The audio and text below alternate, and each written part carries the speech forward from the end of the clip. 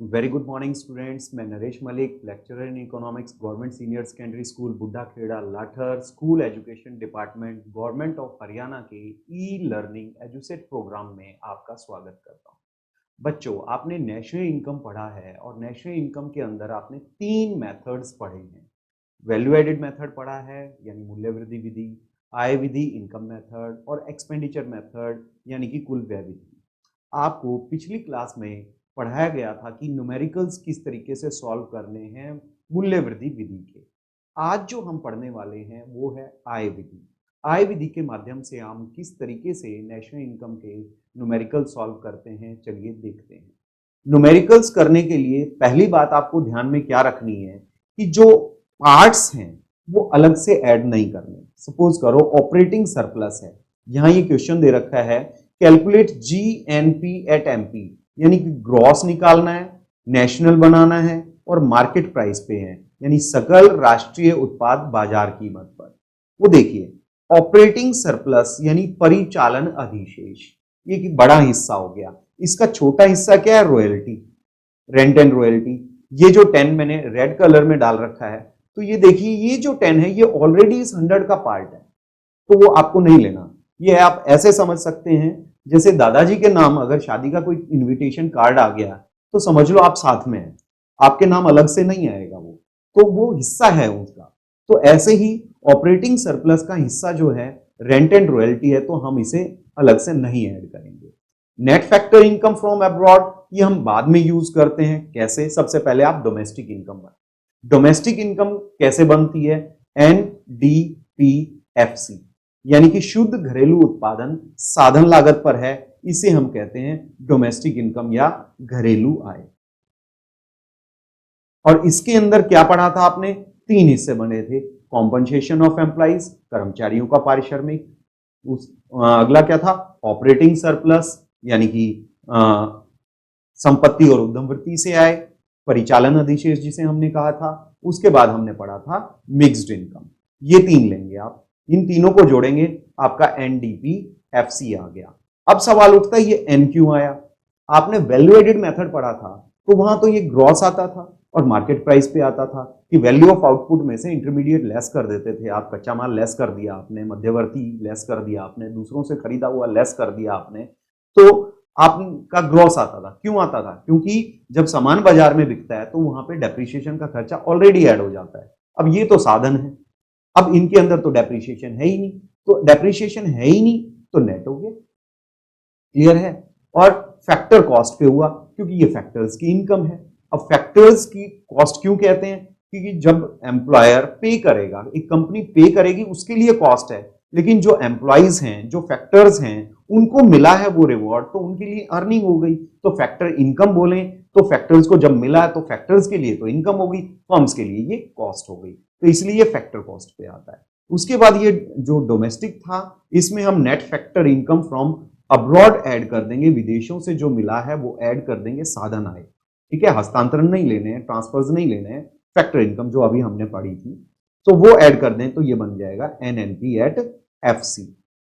तो आपको क्या चीज ध्यान रखनी है? एक तो बड़ा ग्रुप दे रखा हो, बड़ा दे रखा हो तो उसके पार्ट्स साथ में हो, तो पार्ट्स कभी भी साथ नहीं लेने हैं। सो NFI को हम बाद में यूज करेंगे। वेजेस एंड सैलरी दे रखा है 20, और उसके बाद है contribution to social security by employee.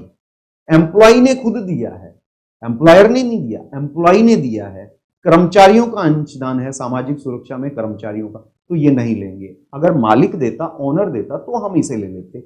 Mixed income ये ऐड हो जाएगा। डेप्रिसिएशन देखें तो ग्रॉस पूछा है, तो लास्ट में ये इसे ऐड कर देंगे। और फिर मार्केट प्राइस बनाना है तो फिर इनडायरेक्ट टैक्स उसमें ऐड हो जाएगा। तो देखिए कैसे हुआ।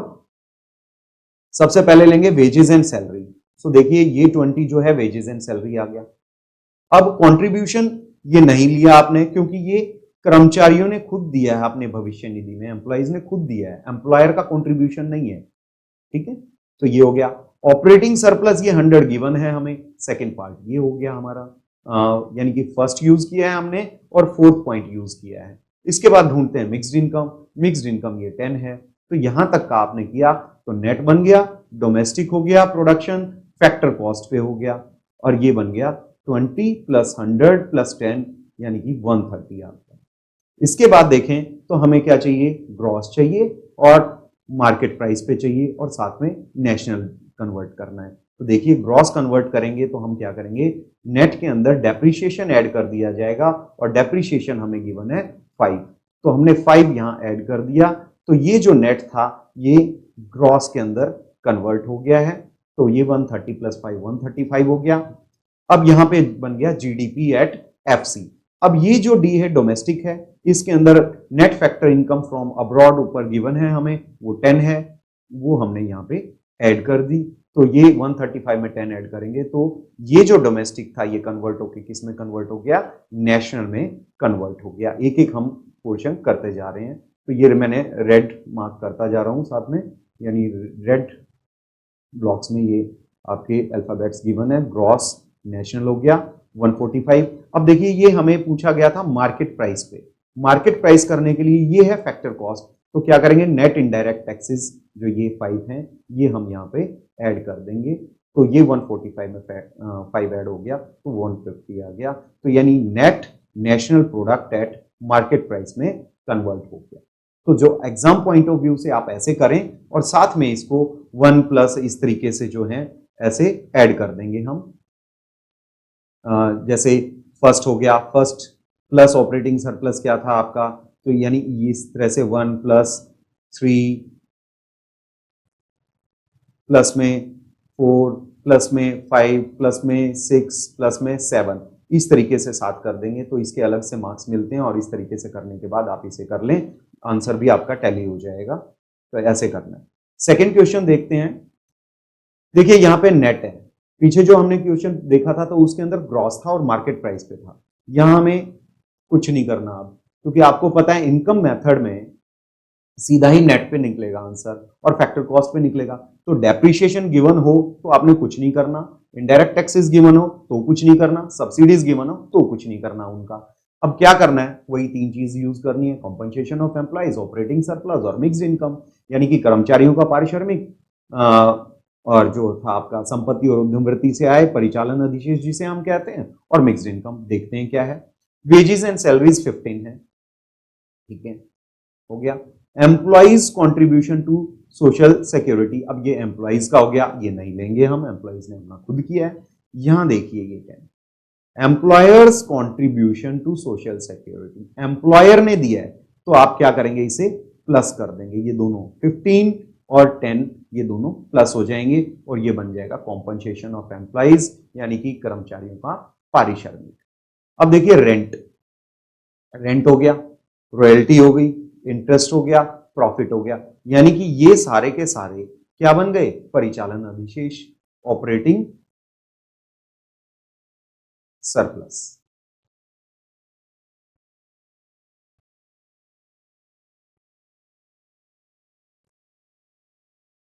परिचालन अधिशेष, तो ये सारे बन गए।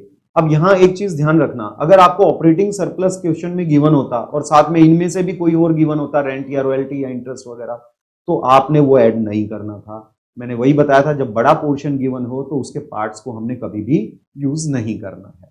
नेक्स्ट इसके अंदर है mixed income, so mixed income और कर देंगे तो हमारा कंपनसेशन हो गया, ऑपरेटिंग सरप्लस हो गया और मिक्स्ड इनकम हो गया। अब आप देखें डोमेस्टिक पूछा है तो net factor income from abroad हमें गिवन है तो इसका कुछ नहीं करना, डेप्रिशिएशन गिवन है तो इसका कुछ नहीं करना। तो इसका मतलब एग्जामिनर ने आपको कंफ्यूज करने के लिए ये चीजें दे रखी हैं। देखिए कैसे सॉल्व करेंगे। सो वेजेस एंड सैलरी ये 15 आ गया, फिर है एम्प्लॉयर्स कॉन्ट्रीब्यूशन ये 10 हो गया, दोनों मिलेंगे तो कॉम्पनसेशन ऑफ एम्प्लॉइज हो गया, ये रेंट हो गया, रॉयल्टी हो गया, इंटरेस्ट हो गया और प्रॉफिट हो गया। ये चारों के चारों यहां गिवन है, तो रेंट हो गया, रॉयल्टी हो गया, इंटरेस्ट हो गया, प्रॉफिट हो गया। इसके बाद हमें क्या चाहिए, मिक्स्ड इनकम, ये मिक्स्ड इनकम हो गया। सारे कंपोनेंट्स पूरे हो गए, यानी कि एक कंपोनेंट जो था हमारा कर्मचारियों का पारिश्रमिक ये पूरा हो गया, एक कंपोनेंट हमारा जो है ऑपरेटिंग सरप्लस परिचालन अधिशेष ये पूरा हो जाता है, और ये हमारी मिश्रित आय आ जाती है। तीनों को ऐड कर दें तो ये हमारा क्या बन जाएगा, NDPFC। देखिए तो ऐसे हम करेंगे, फर्स्ट हो गया, थर्ड ऐड कर दिया, फोर्थ आइटम ऐड कर दी, फिफ्थ सिक्स्थ, इस तरीके से आप इसे ऐड करके यहाँ ये आपका वेरीफाई भी हो जाता है। तो आपने ऐसे ये न्यूमेरिकल सॉल्व करना है। नेक्स्ट क्वेश्चन देखें, राष्ट्रीय आय ज्ञात करें। अब देखिए यहां आपको ये मेंशन नहीं है कि ये ग्रॉस है कि नेट है, शुद्ध है कि सकल है या बाजार कीमत पर है।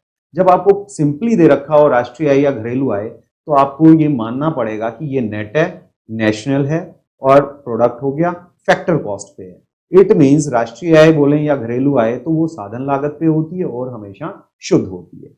तो देखिए ऑपरेटिंग सरप्लस हमें गिवन है, ठीक है, वेजेस एंड सैलरीज गिवन है, net factor income from abroad given है, ये बाद में यूज करेंगे राष्ट्रीय बनाते हुए, contribution to social security by employees.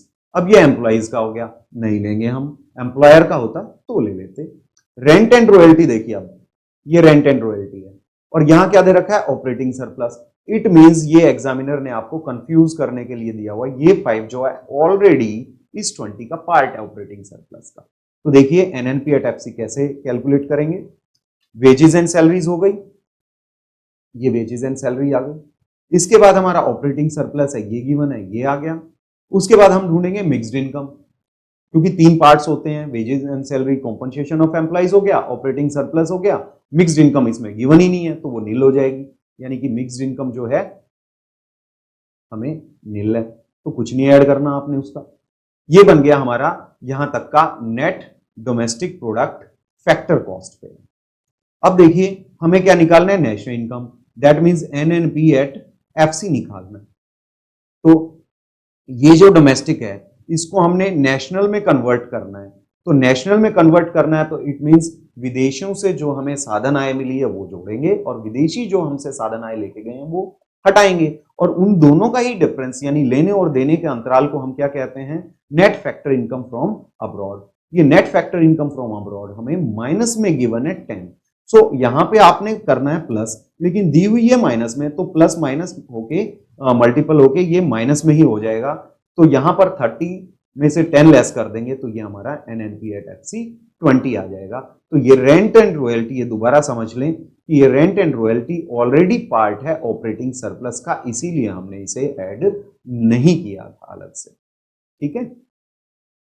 Next question देखिए, फाइंड ऑपरेटिंग सरप्लस, परिचालन अधिशेष ज्ञात करना है और साथ में gross national product market price पे। अब देखिए यहां क्या है, इनकम मेथड में हमें हमेशा ही नेट निकालते हैं और फैक्टर कॉस्ट पे निकालता है।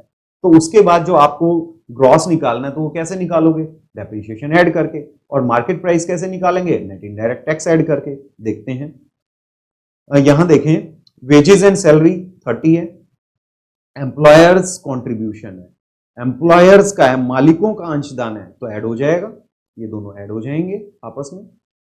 इसके बाद है interest, royalty, patent, rent and profit. आपको पता है ये सारी चीजें कहां हैं, ऑपरेटिंग सरप्लस का हिस्सा है।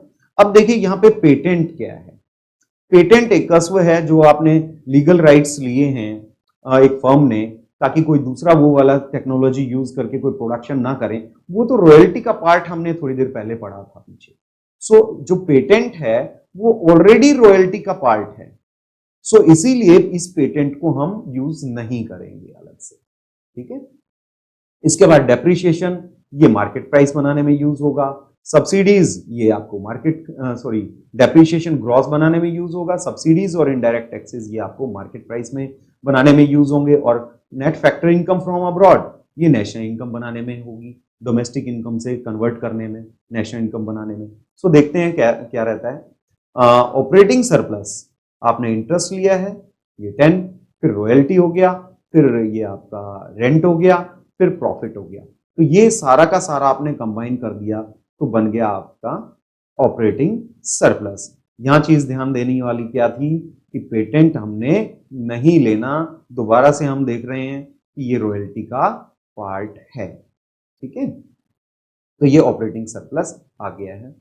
अब देखिए कॉम्पनसेशन ऑफ एम्प्लॉइज, ये 60 हो गया था हमारा यहां तक का। Interest, royalty, rent and profit, ये ऑपरेटिंग सरप्लस हो गया। सेकेंड पार्ट हमें क्या चाहिए, कॉम्पनसेशन ऑफ एम्प्लॉइज।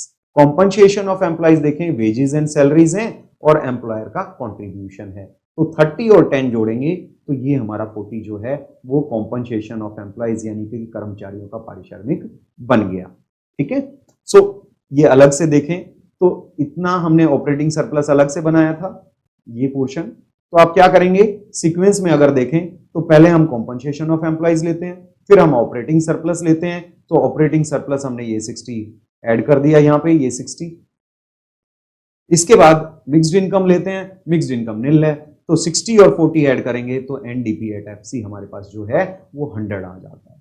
अब देखिए क्वेश्चन, जी कन्वर्ट करना है, तो ये नेट है, तो नेट को ग्रॉस में कन्वर्ट करना है, तो प्लस में डेप्रिसिएशन या मशीनों की घिसावट या टूट फूट जिसे हम कहते हैं वो हम ऐड कर देंगे। तो देखिए, सो हमने पहले डोमेस्टिक कन्वर्ट कर लिया, यहां पे आप कैसे भी कर सकते हैं। तो डी में एनएफआईए ऐड कर देंगे तो वो नेशनल हो जाएगा। तो एनएफआईए हमें गिवन है 10, तो 100 हमारा क्या आ गया था, एनडीपी एट एफसी 10 ऐड कर दिया, तो ये बन गया हमारा net national product factor cost पे 1110। अब हम इसे करते हैं ग्रॉस में कन्वर्ट, तो ये जो नेट है ये डेप्रिसिएशन ऐड करते ही ग्रॉस में कन्वर्ट हो जाएगा। सो ग्रॉस के लिए डेप्रिसिएशन देखें, ये 5 गिवन है, तो 5 हमने यहाँ पे ऐड कर दिया। 110 में 5 ऐड करेंगे तो ये 115 हो जाता है, ग्रॉस बन गया ये। लेकिन अभी भी ये क्या है, फैक्टर कॉस्ट पे है, और जबकि क्वेश्चन देखें तो हमें किस में चाहिए, मार्केट प्राइस पे चाहिए। तो आप क्या करेंगे, प्लस कर देंगे इनडायरेक्ट टैक्स और लेस कर देंगे सब्सिडीज, क्योंकि टैक्स लगते ही मार्केट में प्राइस बढ़ती है और सब्सिडीज देने से मार्केट प्राइस कम हो जाती है। तो इसलिए सब्सिडीज लेस कर दी है हमने और इनडायरेक्ट टैक्स ऐड कर दिया है। तो ये जो फैक्टर कॉस्ट था अब किस में कन्वर्ट हो गया, ये मार्केट प्राइस के अंदर कन्वर्ट हो गया।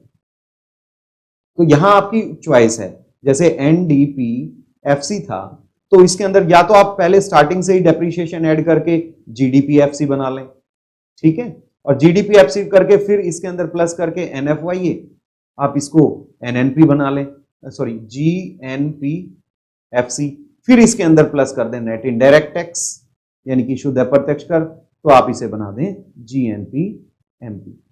तो आप कैसे भी कर सकते हैं ये सीक्वेंस चेंज, ठीक है। नेक्स्ट क्वेश्चन देखिए, फाइंड नेशनल इनकम और साथ में कॉम्पनसेशन ऑफ एम्प्लॉइज, दोनों चीजें आपको निकालनी है। नेशनल इनकम और साथ में कॉम्पनसेशन ऑफ एम्प्लॉइज यानी कि कर्मचारियों का पारिश्रमिक। और नेशनल इनकम के लिए मैं बता चुका हूं एनएनपी एट एफसी जो है वो नेशनल इनकम है। सो यहां देखिए डेप्रिसिएशन है, आपको पता है ये मार्केट बनाने में सॉरी ग्रॉस बनाने में काम आएगा। Net factor income from abroad यानी विदेशों से प्राप्त शुद्ध साधन आए, ये डोमेस्टिक इनकम में ऐड हो जाएगी तो नेशनल बनाने के काम आएगा। बोनस ये जो है ये कर्मचारियों का पारिश्रमिक का पार्ट है। वेजेस एंड सैलरी ये कर्मचारियों का पारिश्रमिक का पार्ट है। हमें एनडीपी एट एमपी ऑलरेडी बना बनाया दे रखा है, ये आपको अब मेहनत करने की कम जरूरत है, ये बना बनाया हमें मिल गया, ठीक है। सो वेजेस एंड सैलरी ये हो गए और 40 बोनस हो गया। साथ में देखें इनडायरेक्ट टैक्स, इनडायरेक्ट टैक्स तो मार्केट बनाने में काम आएगा, मार्केट प्राइस पे। Contribution to provident fund by employers, अब एम्प्लॉयर्स ने कंट्रीब्यूट किया ये 10, सो ये 40 प्लस 100 प्लस में 10 ये करेंगे तो ये कॉम्पनसेशन ऑफ एम्प्लॉइज बन जाएगा और ये आपका आंसर निकल आएगा। देखिए NDP at MP, NDP at MP हमें 500 गिवन है, ये हो गया 500 एनडीपी एट एमपी। आप इसके अंदर क्या निकालना है, नेशनल इनकम, और नेशनल इनकम क्या होती है मैंने बताया था एनएनपी एफसी होती है। तो क्या करना है, ये नेट है ये नेट है, तो ये देखिए सेम है। तो अगर डेप्रिसिएशन गिवन है तो हम इसका कुछ नहीं करेंगे, ये डेप्रिसिएशन गिवन है ये कंफ्यूज करने के लिए है, हम इसका कुछ यूज नहीं करेंगे क्योंकि हमारा आंसर इनकम मेथड में स्टार्टिंग पे नेट पे निकलता है और हमसे क्वेश्चन में पूछा भी नेट पे गया है, तो डेप्रिसिएशन का हमने कुछ नहीं करना है। नेक्स्ट क्या है, ये डोमेस्टिक है, डोमेस्टिक गिवन था हमें और हमें बनाना है नेशनल, तो net factor income from abroad add कर दी जाएगी, ये 5 हम इसमें ऐड कर देंगे, तो ये आ गया आपका 505 आ गया, ठीक है, यानी 500 में 5 ऐड कर दिया, 505 आ गया। अब देखिए ये मार्केट प्राइस पे है और हमें क्या बनाना है, फैक्टर कॉस्ट पे, तो ये मार्केट प्राइस है और फैक्टर कॉस्ट बनाने के लिए क्या करेंगे, लेस इनडायरेक्ट टैक्स प्लस में सब्सिडीज, या नेट इनडायरेक्ट टैक्स। और हमें क्वेश्चन में क्या दे रखा है, इनडायरेक्ट टैक्स अलग से दे रखा है, तो हम इनडायरेक्ट टैक्स लेस कर देंगे। अगर इनडायरेक्ट टैक्स के साथ अगर आपको क्वेश्चन में नेट इनडायरेक्ट टैक्स होता तो आप इनडायरेक्ट टैक्स का कुछ नहीं करते, सिंपली नेट इनडायरेक्ट टैक्स का यूज करते। सो देखते हैं, यहां पर इनडायरेक्ट टैक्स आपने लेस कर देने हैं मार्केट प्राइस में से, तो ये मार्केट प्राइस में से लेस होते ही ये है फैक्टर कॉस्ट में कन्वर्जन हो गया है इसका, ये कन्वर्ट हो गया है। अब जो हमने पहले निकाला था कॉम्पनसेशन ऑफ एम्प्लॉइज, बोनस हो गया, ये बोनस गिवन था हमें। उसके बाद क्या गिवन था, वेजेस एंड सैलरी गिवन थी। उसके बाद क्या गिवन था, ये मालिकों द्वारा भविष्य निधि में अंशदान, तो यानी कि 40, 100 और 10, तो 40, 100 और 10 करेंगे तो ये कर्मचारियों का पारिश्रमिक कॉम्पनसेशन ऑफ एम्प्लॉइज हमारा आ जाता है। तो दोनों क्वेश्चंस ऐसे पूरे हो गए। अब है net national product market price पे, बाजार कीमत पर शुद्ध राष्ट्रीय आय ज्ञात करनी है। तो देखिए यहां पर फर्स्ट स्टेटमेंट है net current transfers from abroad. अब आप यहां देखें करंट ट्रांसफर्स हैं, और हमने पीछे प्रिकॉशंस में पढ़ा था, सावधानियों में पढ़ा था कि क्या हमने नेशनल इनकम में ऐड नहीं करना, ट्रांसफर्स नहीं करने हैं, चाहे वो गवर्नमेंट दे चाहे फॉरेन से आए, ट्रांसफर्स वन साइडेड पेमेंट है, ये नेशनल इनकम का पार्ट ही नहीं है। ठीक है, तो ये हमने कुछ नहीं करना है इसका। वेजेस एंड सैलरीज देखें तो ये कर्मचारियों का पारिश्रमिक का पार्ट है। सामाजिक सुरक्षा में मालिकों का अंशदान, यानी कि एम्प्लॉयर्स ने कंट्रीब्यूट किया है, तो ये 100 और ये 100 दोनों ऐड हो जाएंगे, तो ये हमारा कर्मचारियों का पारिश्रमिक 200 आ जाएगा। यानी सेकंड आइटम और थर्ड आइटम हमने ऐड कर दिया, तो ये बन गया। Net factor income to abroad है। देखिए टू क्या होता है, हमने दिया है तो लेस होना है। फ्रॉम होता, से होता, यानी विदेशों से शुद्ध साधन आए तो मिली, और विदेशों को है तो इट मींस हमने पे की। अब यहां है विदेशों को दिए है नेट हमने, अब को दिए तो लेस हो जाएगा यहां पे। अब ये लेस में ही गिवन है, और आप लेस करेंगे तो लेस और लेस प्लस में कन्वर्ट हो जाएगा, वो हम आगे देखेंगे। नेट इनडायरेक्ट टैक्सेस जो हैं वो मार्केट प्राइस कन्वर्ट करने में काम आएंगे। रेंट हमें गिवन है, ये ऑपरेटिंग सरप्लस का पार्ट बनेगा, यानी कि परिचालन अधिशेष का। कंजम्पशन ऑफ फिक्स कैपिटल घिसावट है। अब देखें घिसावट का हम कुछ नहीं करेंगे क्योंकि ये नेट पे ही हमें पूछा गया है, यानी कि शुद्ध राष्ट्रीय आय पूछी गई है। अब शुद्ध पूछी गई है, सकल होती तो हम इसे ऐड करते, तो इसका भी हम कुछ नहीं करेंगे। उसके बाद देखें कॉर्पोरेट टैक्स, डिविडेंड और अनडिस्ट्रीब्यूटेड प्रॉफिट, ये तीनों क्या चीज हैं, ये तीनों प्रॉफिट का पार्ट है, ये तीनों प्रॉफिट का पार्ट है। तो देखें यहां पे हम परिचालन अधिशेष बनाएंगे, और इंटरेस्ट जो है ये अलग से हो गया। और आपको पता है परिचालन अधिशेष में क्या होता था, रेंट, रॉयल्टी, इंटरेस्ट और प्रॉफिट। तो देखिए रेंट हमारा 6th आइटम है, ये हो गया रेंट। उसके बाद आप रॉयल्टी देखते हैं, रॉयल्टी गिवन नहीं है, और 8, 9 और 10 जोड़ते हैं तो ये आपका प्रॉफिट हो गया। तो रेंट हो गया, लगान, ये आपका तीनों बन के प्रॉफिट हो गया, और साथ में ये हो गया इंटरेस्ट। तो तीनों को हम इनको कॉम्बिनेशन बना के ऐड कर दें तो एक ये हो गया, एक पोर्शन ये 8, 9, 10 का पार्ट हो गया, और एक ये 11 हो गया आइटम जो इंटरेस्ट थी। तो इनको हम ऐड करें तो ये आपका क्या आ जाएगा, 1100 रुपए आ जाएंगे, 1100, यानी कि रेंट 300, 50, 200 और 50, ये 50, 200 और 50, और प्लस में क्या हो गया इंटरेस्ट, ये आ गया आपका ऑपरेटिंग सरप्लस। फिर क्या करना है, हमने ऐड करना है मिक्स्ड इनकम, और मिक्स्ड इनकम देखें क्या कहां गिवन है, मिक्स्ड इनकम पूरे क्वेश्चन में कहीं पे भी गिवन नहीं है, इट मींस ये निल है। तो 1100 तो हमारा ऑपरेटिंग सरप्लस हो गया, 200 हमारा कर्मचारियों का पारिश्रमिक हो गया, कर्मचारियों का पारिश्रमिक, परिचालन अधिशेष और मिश्रित आय तीनों ऐड कर दें तो एनडीपी एट एफसी आ गया। अब देखें हमें क्या चाहिए, डी आ गया। ये डोमेस्टिक बनाना क्या है, नेशनल, और क्या बनाना है, ये फैक्टर कॉस्ट है, तो बनाना क्या है, मार्केट प्राइस पे। देखिए ये एनडीपी एट एफसी आया था, अब डोमेस्टिक को नेशनल में कन्वर्ट करना है। यहां देखिए, सो विदेशों से को है ये, यानी कि दी है तो लेस हो जाएगी। अब लेस करना है, ये टू अब्रॉड है, यानी कि को हमने दिया है और ये माइनस में है, लेस करना है तो लेस किया और माइनस में है ये, तो ये माइनस माइनस क्या हो जाएंगे, प्लस में कन्वर्ट हो जाएंगे।